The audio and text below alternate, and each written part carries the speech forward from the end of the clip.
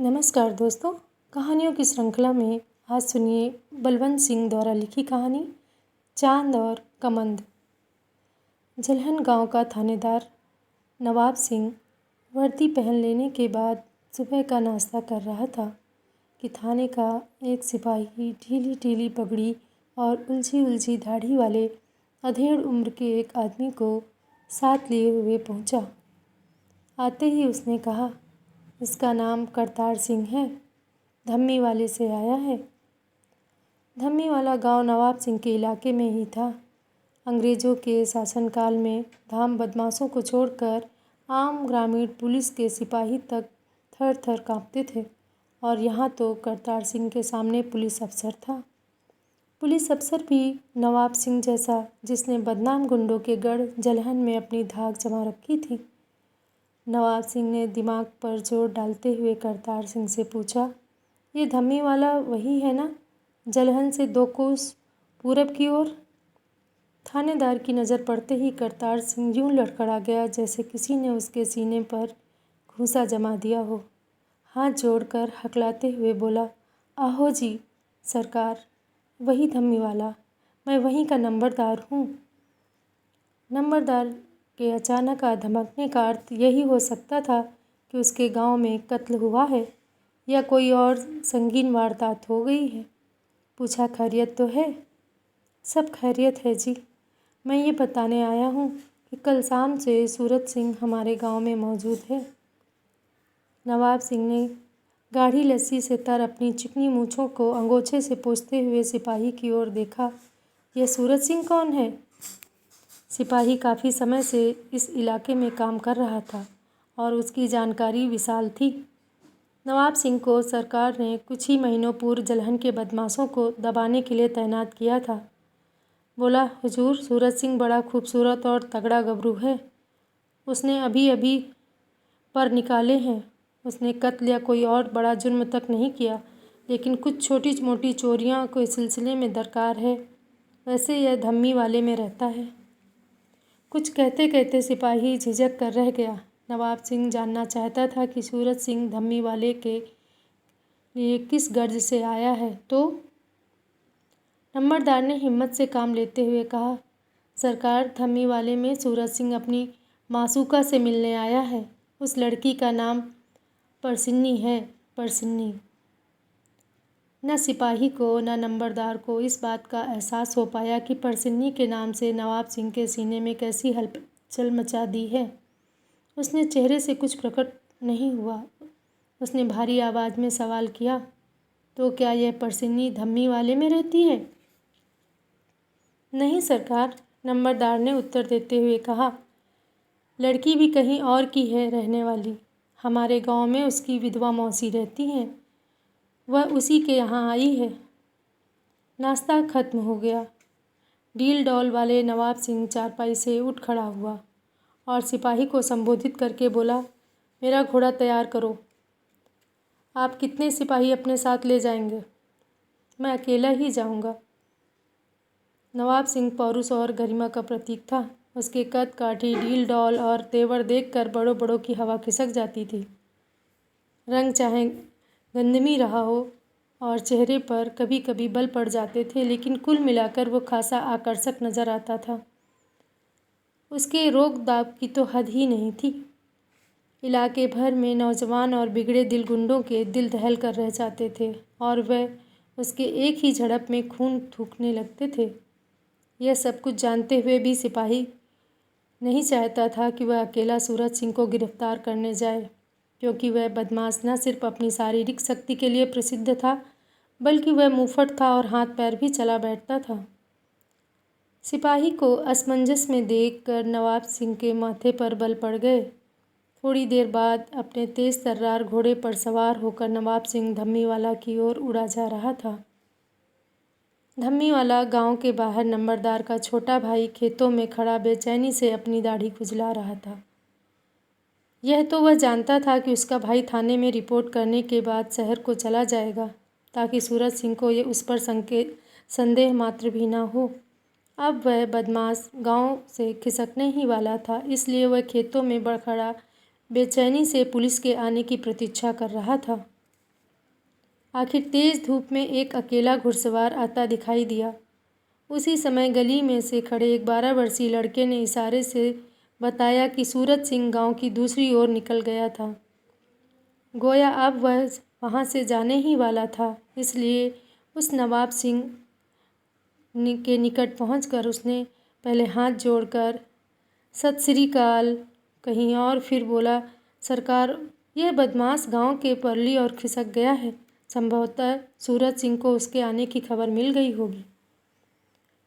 नवाब सिंह ने लगाम को झटका दिया और घोड़ा गांव की सीमा रेखा से होकर दौड़ा निकला और उसके सुमों से गीली जमीन से नन्हे नन्हे पौधे उखड़कर इधर उधर उड़ने लगे।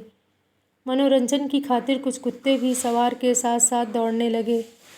जब सवार गांव की ओर से पहुंचकर रुक गया तो कुत्ते भी कलंदरों जैसे अजीब अंदाज और बेरुखी के साथ दाएं बाएं बिखर गए। गांव जरा ऊंची जगह पर स्थित था। नवाब सिंह की उकाबी नज़र झटपट सूरज सिंह पर जा टिकी, पर सिन्नी उसके पास खड़ी थी। घोड़ा नथुने फड़काता हुआ मचल रहा था। आज एक अरसे के बाद उसकी और परसन्नी की आंखें चार हुई थीं। वह जितनी सुंदर थी उतनी ही मासूम भी दिखाई देती थी। अब भी उसका वही हाल था। नवाब सिंह ने कभी खुलकर उससे अपना प्यार प्रकट नहीं किया था। ऐसा करना उसके स्वाभिमान और मान मर्यादा के विरुद्ध था। तो भी परसन्नी भली भांति जानती थी कि वह उस पर मरता है। उसने जानबूझकर उस पर सूरज सिंह को महत्व दिया। इसका कारण भी बिल्कुल स्पष्ट था।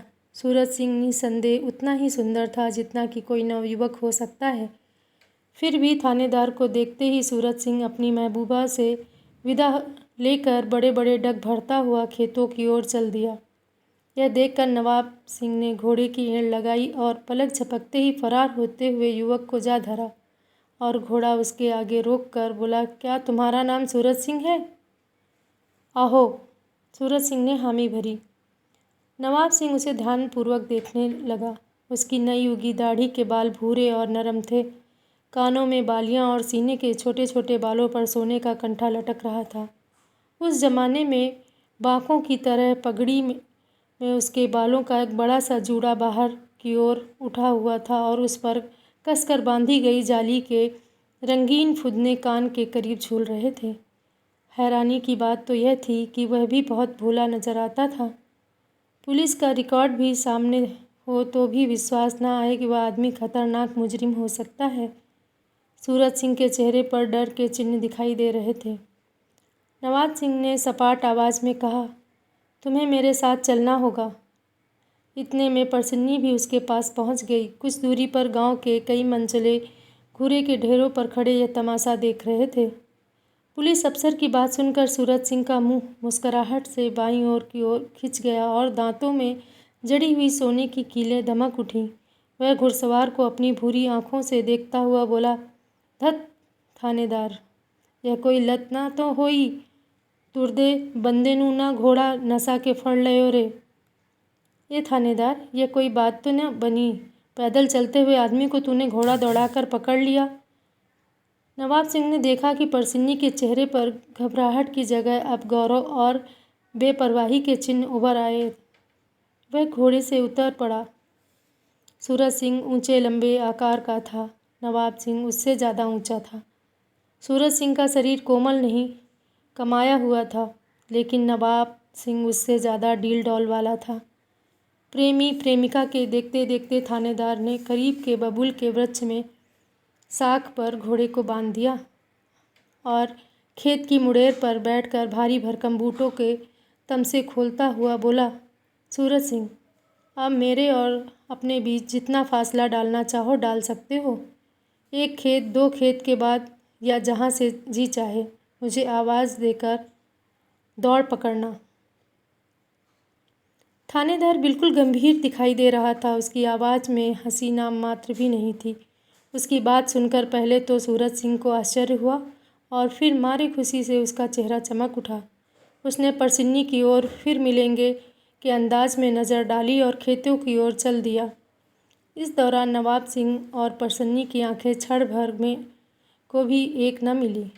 आखिर 2 खेत पार कर जाने के बाद सूरज सिंह ने आने का इशारा किया और नवाब सिंह उसकी ओर दौड़ पड़ा। गांव वालों के लिए यह तमाशा बड़ा ही अनोखा और देखने योग्य था। मुजरिम और थानेदार आगे पीछे भागते चले जा रहे थे। सूरज सिंह को अपनी बिजली जैसी तेज़ गति पर बड़ा अभिमान था, लेकिन उसने महसूस किया कि थानेदार भी एक बला था। वह रेल के इंजन की सी तेज़ी के साथ दौड़ रहा था और पल पल उसके निकट पहुंच रहा था। अब उसकी पहली बार सूरज सिंह को टूट गया। उसने देखा कि थानेदार पहले पहलू के निकट पर आगे बढ़ गया। 40-50 कदम आगे बढ़ जाने के बाद वह पलटा और पास आकर अत्यंत गंभीरता से पूछने लगा, धत सूरज सिंह, हूँ ठीक है ना? सूरज सिंह हैरान परेशान चुपचाप खड़ा था।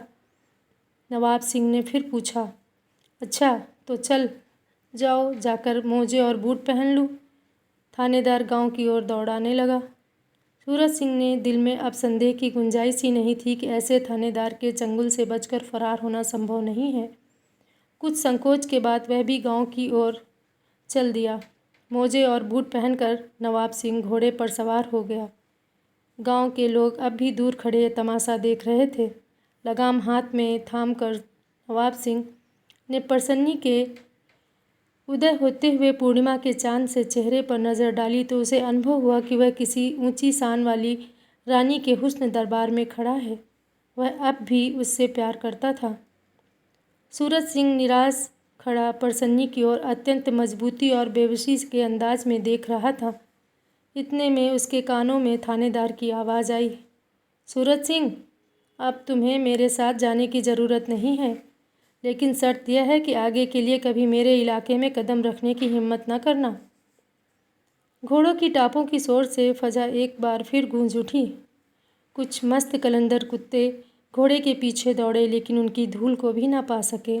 सूरज सिंह के मुख की सांस खींच कर ली। वह इस घटना की पृष्ठभूमि से वाकिफ नहीं था। उसने महबूबा का हाथ अपने हाथ में लेकर जरा दबाते हुए कहा, अब हम एक साथ यहाँ से कहीं दूर निकल जाएंगे। परसिन्नी ने बड़ी बेरुखी के साथ कहा। धीरे धीरे अपना हाथ छुड़ा लिया और धीमी लेकिन कटार की सी आवाज़ में बोली, नहीं, कभी नहीं।